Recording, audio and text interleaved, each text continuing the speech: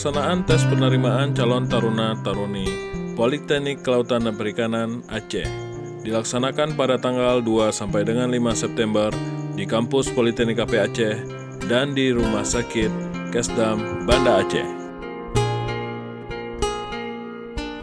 Hari pertama dilaksanakan tes verbal. Tes verbal adalah tes tulis untuk menguji kompetensi calon taruna dan taruni.